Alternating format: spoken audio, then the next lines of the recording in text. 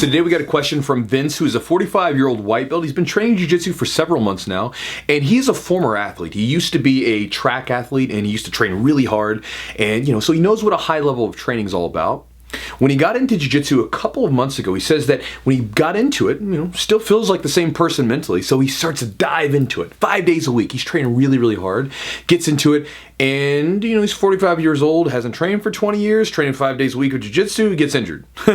So then he starts to dial the training back, and he says that he now trains about 3 days a week, and he feels like at 3 days a week, it seems to be optimal. It seems like he's training well, he's able to kind of keep going consistently, but he was sending me the question because, he's just thinking about it. Being an older guy, he feels like he's on borrowed time to some degree, and he's like, man, I would like to be able to get a black belt by the time I'm 60. Just a little thing to check off the bucket list, if you will. Not really worried about it, but I'd like to do it.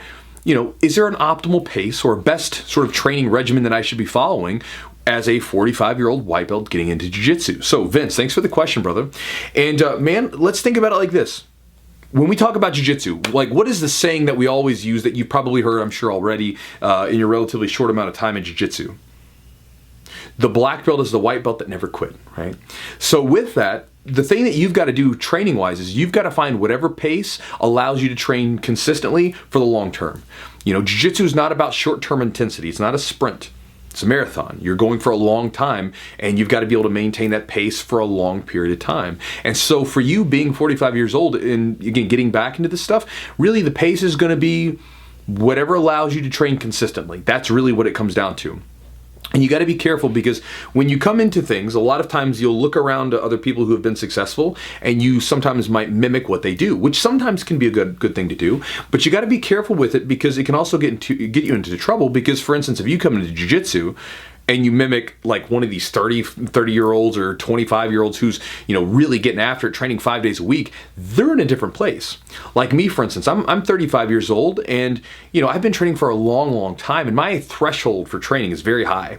Like this past weekend, I was talking to some of the members in my Chewjitsu Vault, which is sort of a membership that I have on the back end of my website. And we do a weekly Zoom call where we're chatting on Sundays. And I was showing them my week at a glance. I was showing them my workout and I've been showing them my diet routine and everything that I've been doing recently, and I'm getting ready for a competition, so I'm training pretty hard.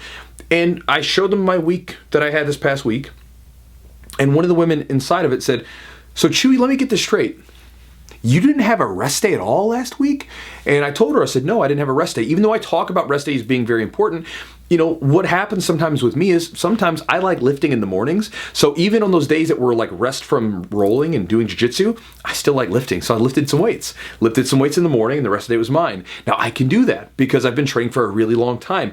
Even with my rolling, I can roll a lot more because, again, it doesn't take as much out of me because I can train at a high pace. I can also make it a little bit more moderate, or I can even do it lighter. I can sort of adjust my training a bit. Even in a situation where I'm not the coach or the teacher that day, I can always sort of dial my training in because my threshold is much greater and my skill level is much greater. So, I can either push the pace or I can dial it back a little bit and get away with that. And so I can train in that sense. So that said, a 35-year-old coming into jiu-jitsu should not try to mimic my pace.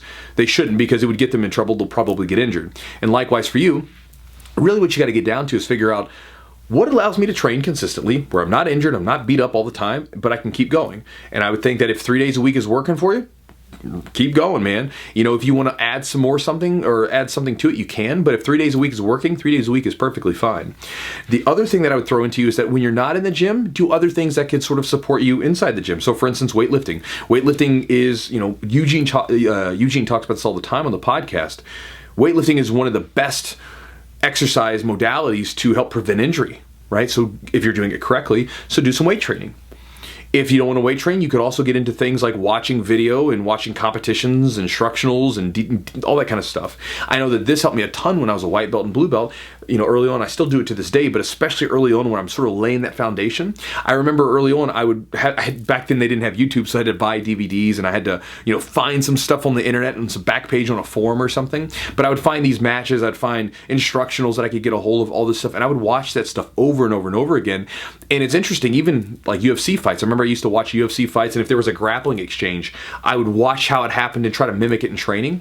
But it was funny because all this stuff, watching this information when I wasn't in the gym, seeped into my brain in a way that I didn't expect, and my overall jiu-jitsu IQ went up.